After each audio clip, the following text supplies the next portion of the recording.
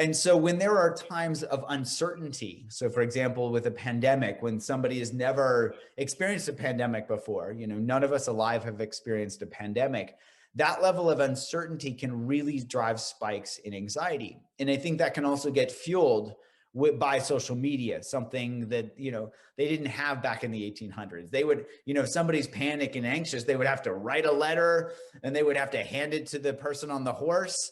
And then the person on the horse would have to write, I'm just making this up, but it takes a long time for people to correspond. And so the social contagion was much less of a problem back in times before we had ways of instant communication.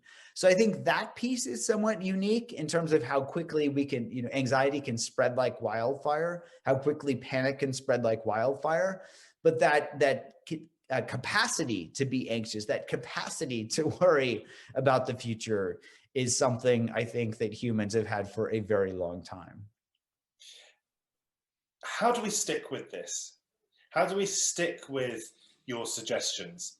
Because it's so tempting, isn't it? I mean, we talked about willpower and how tricky it can be to combat some of our anxieties, but how do we stick with your recommendations? And if there's one bit of advice that you think would be most helpful to us if we suffer from anxiety, what would it be? Well, how we stick with this is really to see how quickly we can see significant gains in anxiety. So, our brains are always looking for quick fixes, and they're very susceptible to somebody saying, I've got the magic bullet, I've got the magic bullet, I've got the magic bullet, the pill or the elixir or the technique or whatnot. So here I would say, we've really got to stay focused on the science because, the hallmark of science is reproducibility. The neuroscience that I talked about today has been known for a long time. Eric Kandel even got the Nobel Prize, showing that this is evolutionarily conserved back to the sea slug. So here, I don't think that the science here is going to change.